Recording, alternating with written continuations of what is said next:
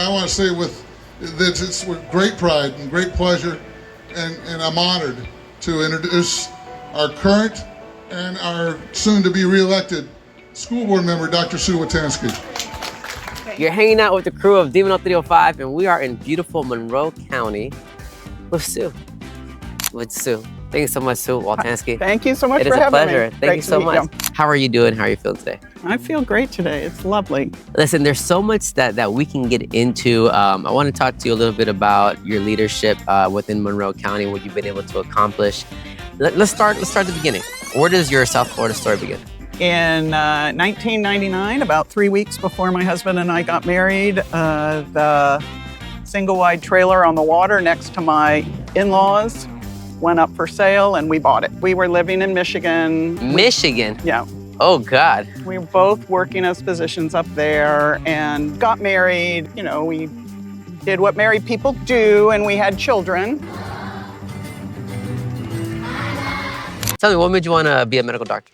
Initially interested in like exercise physiology and health. But ultimately, when you're in medical school, you have to decide what really was your vision of what a doctor does and what area of medicine would best suit you. And for me, I was really interested in preventive medicine and developing a relationship. So like my husband is an emergency room doctor, and oh, goodness. He doesn't mind that you see them one time and then you never see them again.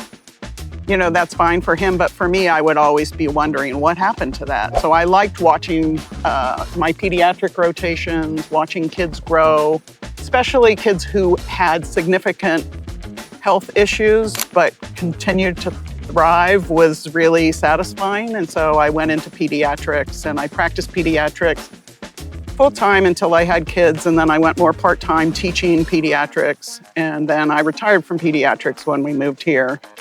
Did you miss Michigan when you came? There was so much going on because we were still finished building our house. Oh, and my daughter wanted to play soccer, so I honestly, within like a week, I had signed her up for soccer, and it said, would you be willing to volunteer? And I said, yeah, I can be the team mom. And the next thing you know, I'm coaching soccer. Oh, nice. Yeah. With my 18-month-old on my hip, running around the fields where it's hot. And I got involved in the community. And this is a place that is all about community. You know, volunteering in the schools. You know, I was a stay-at-home mom that didn't stay at home very much. At what point do you decide, you know what, I want to get more serious about this and take more of a formal advocate role within the school system here in Monroe County?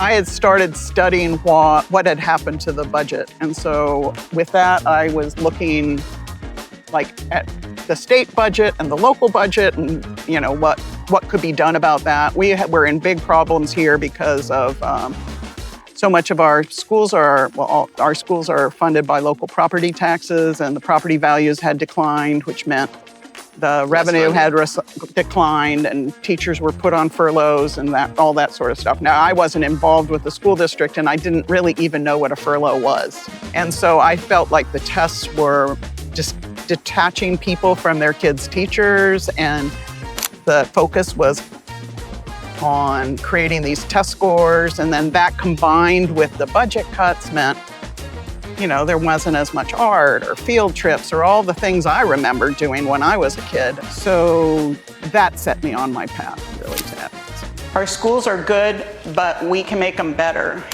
What are some of the issues that we're confronting right now in Monroe County when it comes to public schools? The biggest issue right now is the cost of living. Just makes everything expensive. It makes running the schools expensive, but it also makes teachers hiring. You know, we have the highest salaries, starting salary of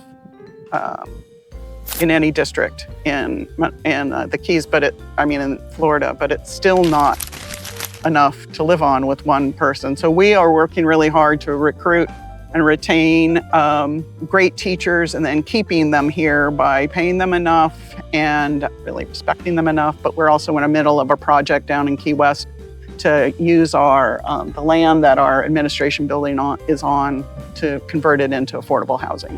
What are you looking forward to personally and professionally for the upcoming year?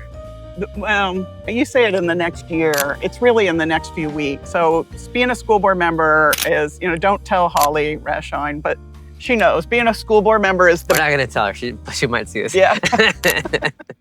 She knows. Being a school board member is the best elected job because at the end of every year we have a big party and it's called graduation, and we get to watch the kids and their families celebrate the accomplishment. I don't think there's another elected official that has that. I mean, they might do things they're proud of, but we watch. And so now, you know, if when I run again, I will be, as I run again, if I'm elected again, I will be going into my 8th to 12th year, which means the kids that were in kindergarten, I think that will So we're set living a weeks job. to years. Yeah, I know. Well, weeks from now is when that graduation this year comes. But I'm really looking forward to the ones moving forward, to those kids that were babies when I started, and to see what they do. Well, Sue, thank you so much. It's been such a pleasure sitting down with you. We can't wait to see what you do, and we got to get involved. Yeah. We got to get involved. Exactly. So thank you so much. Thank we appreciate you your so time. much. Of Thanks course. for coming down. Of course.